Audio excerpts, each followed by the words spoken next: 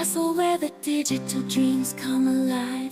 CESCG takes place from May 1 to 5, from visualization to the virtual space. Scientific sessions take their place. Hello, my name is Zeman Sogo and I'm from the University of Sarajevo, and today I'll talk to you about procedural modeling, specifically how to organize space in virtual scenes. I'll briefly go through some works from the existing papers, and then I'll present our own method. So, what are traversable hierarchies? So, a lot of virtual scenes are organized using a scene tree with different levels. One of the examples of often used virtual scenes are one town that is composed of streets. Each street has distributed parcels. On each parcels we can have a house. Inside the house we can have floors. Each floor can have rooms and each room can have furniture. So that means we can have more complex scenes, more simple scenes, but they are all usually organized as a scene tree. And also, user needs to be able to traverse any kind of content. So he should be able to enter any kind of room, watch buildings around while he's traversing streets, etc. The traditional procedural modeling is always an input polygon and some kind of rules that say what kind of content needs to be generated. And then the space is generated from a top-down perspective. We find out that houses need to be composed of rooms, and then we split the house into several polygons. We will have each room, and then we generate doors so that the user can traverse between the rooms. But a small number of papers are able to generate stuff when there is an existing content. Most of the papers that can do that only on one level of the hierarchy. For example, we are here generating rooms in a house, and we have an existing room, and we want to generate somehow content around that room without touching the room. We need this because often we have some content that we created manually, and we need the surrounding space around it. That's not that important. Our manually part is important, but we need something around it so it wouldn't be loosely in a void space. But this can complicate further if we have some existing content, but some content is missing in the scene tree. And we can have different criteria. For example, we can have two rooms that need to be together in the same house. And then that house needs to be a part of a specific parcel, and we have other two parcels that we know their borders, but we don't know the content inside them. So somehow we need to complete this space so every leaf is there, the scene tree doesn't have any holes, and we have all polygons defined so the user can traverse anywhere. Also, we can complicate this even further if we have several missing links. For example, we have a missing street, we have a missing house inside it, but we know we have one room or two rooms. Or we have two streets with one room each, or several rooms each, etc. Not many papers are even considering this option, and my idea was to try and explore this area further. So basically, to do all this, because the scene is organized hierarchically, we have a lot of methods that work only on one level of the hierarchy. We need to create some kind of integrator that will define the scene tree, and on each node it will apply a specific procedural modeling method that can work with that node. And also we have some more problems that arise. Some methods can work only in specific shapes. For example, a lot of procedural modeling methods for creating rooms can only work in a rectangular shaped input space or axis aligned input space. But procedural modeling methods that can work with streets can work with irregular shaped any kind of shape. So basically, I'll just cover a few methods that already exist. We have pure subdivision methods that just divide the space until we have a resulting space. We have also pure subdivision methods that can work in interiors, working with rooms. This is one of the rare ones that can work with arbitrary shaped input space. We have the optimization-based method that first creates rooms using the same way, but then move the walls along the rooms using optimization until they fulfill some kind of criteria. We have simulation-based method where they slowly grow the space using simulations. We have rule-based methods where we just have exact rules that define how each space will be organized, and it always exactly like the rules that define the space division. We have example-based method where we cut from the existing examples and then we try to fit them into the input space. So basically we could combine all these methods to work together, but since they have missing links in between the tree, we somehow need to resolve all the problems that can arise. So we are going to create an approach that will integrate all the methods, resolve the shape type when methods cannot work in a specific shape type. And also we need to create some kind of way to test if these methods that try to complete a scene tree work, because there are not a lot of examples for this kind of specific problem. For example, we have a method that can work in an axis aligned space, but the input space is irregularly shaped. We can first convert the irregularly shaped space to an axis aligned and have leftover pieces. We'll figure out what we are going to do with leftover pieces later. For rectangular conversion, since we know we can convert irregular to axis aligned, then we can convert axis aligned to rectangles. We just cut each piece of axis aligned space until we reach certain rectangular shape. So what do we do with leftover pieces then? After we apply the method for the subdivision that can work in axis aligned space, we return the leftover pieces to it. And then that level can return those pieces to each child. And each level will decide what to do with its leftover pieces. We just proposed a starting method to do this, but since it uses strategy pattern, we can make any kind of level use another method. For example, if we make a method that can rearrange furniture if the room became bigger.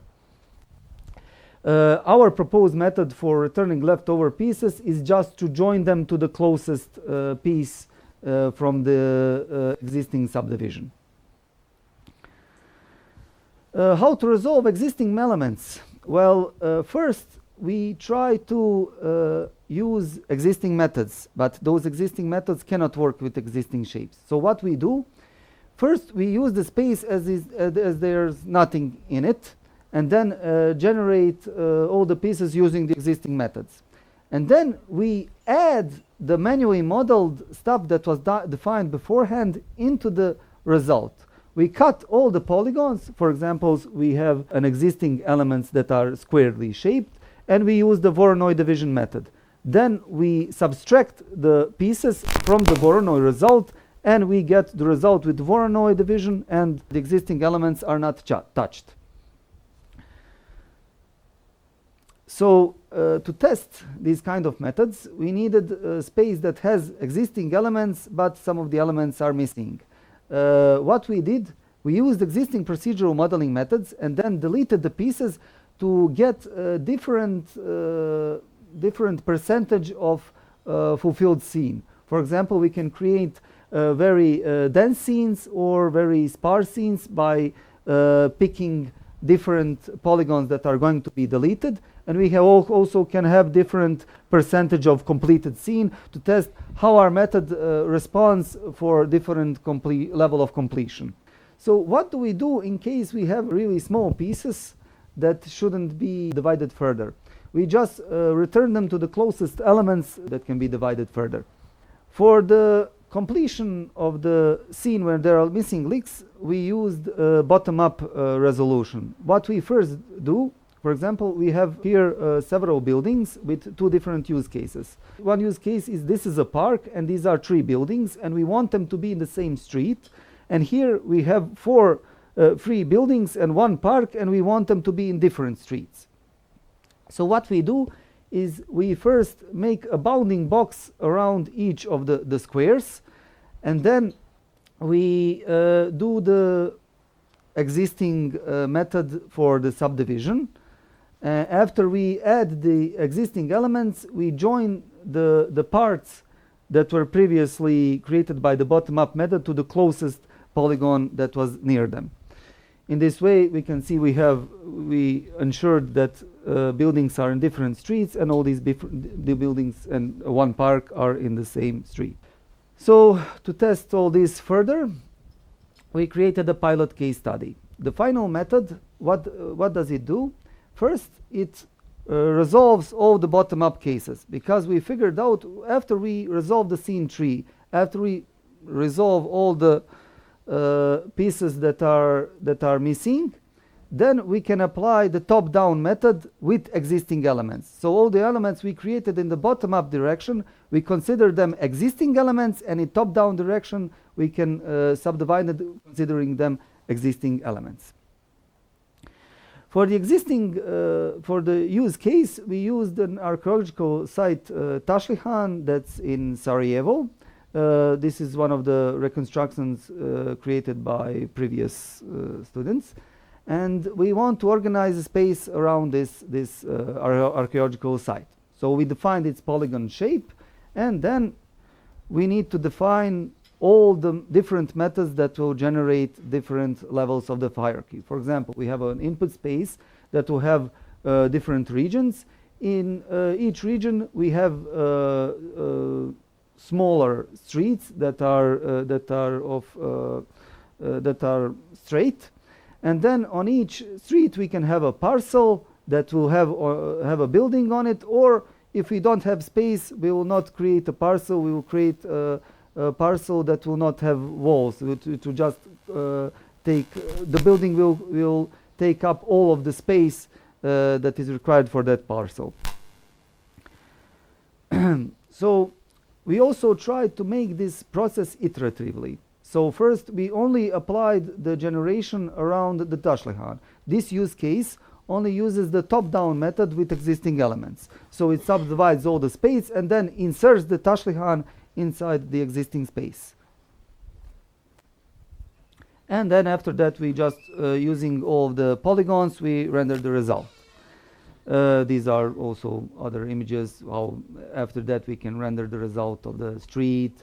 How can we resolve small pieces? If we have a small piece, we can put some kind of an element, a tree or a space. And we also have interior, exterior. And for the second use case, we decided to keep some of the space we generated the first time. Now we're using the method that uses elements on different levels. We add a river, we add a large street, we keep some of the generated elements, and then we distribute several buildings, define that they need to be in the same street, and in the end we have generated space that will encompass all the constraints and requirements that we wanted to do. That would be all. If you have any questions, please ask.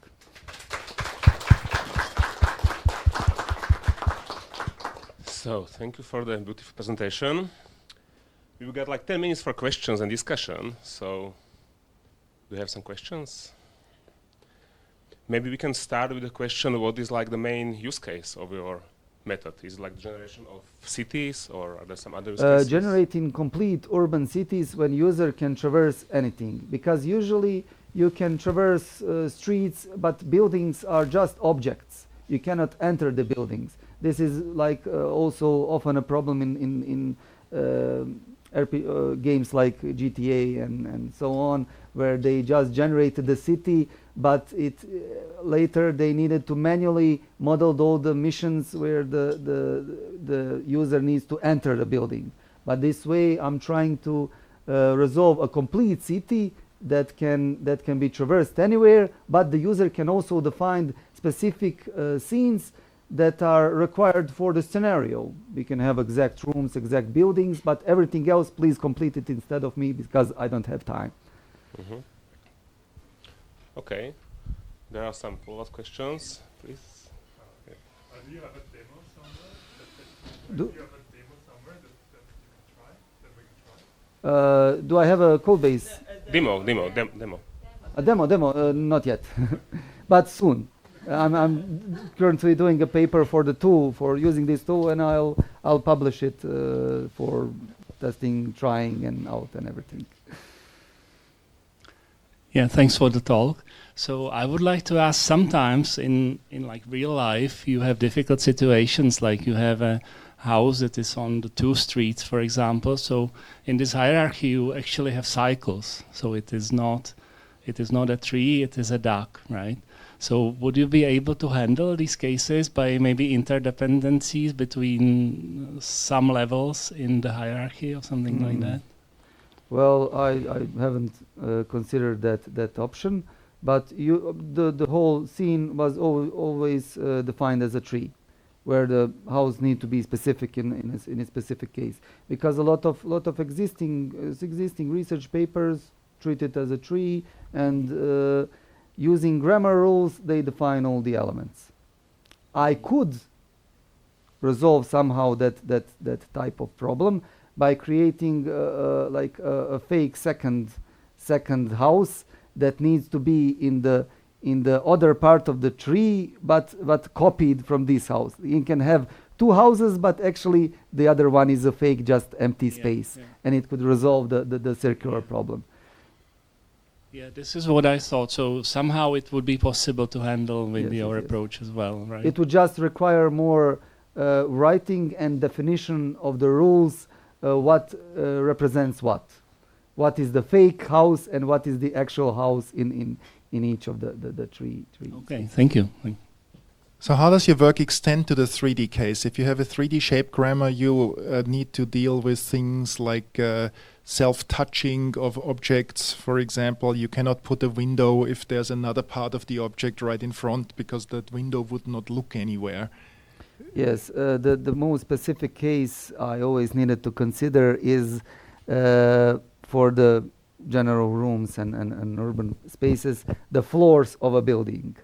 The floors of the building are rarely covered in an existing paper, because they either do rooms or either use parcels. So I made, because all of these methods I mentioned before are used as a strategy pattern. So I have like a proposed way of doing things, but if a specific node needs to do it differently, the things need to be implemented for that type of method. For example, returning of leftover objects. Somehow for rooms it would not work the exact same way. But for the floors, I written like an example for how it would work for the floors. For the floors, to return the elements, I return to the first floor and every floor above it. I just treat every floor as a separate entity, but as they are all in the same node, but they need the method to be applied on each floor in order to have them work together. Okay, but I can still think of some situations where 3D gets in your way, like let's say a tree that hangs over a building. So you would not be able to add an additional floor to that building without cutting down the tree. And the tree could be on the neighbor's parcel. Yeah? Yes. Different yes. level of the hierarchy. I tried it somehow to bring the scope down so that the user cannot make impossible situations, because then I will need to go into a much larger area of detecting user impossible situations or something. Okay, fair enough. Thank you.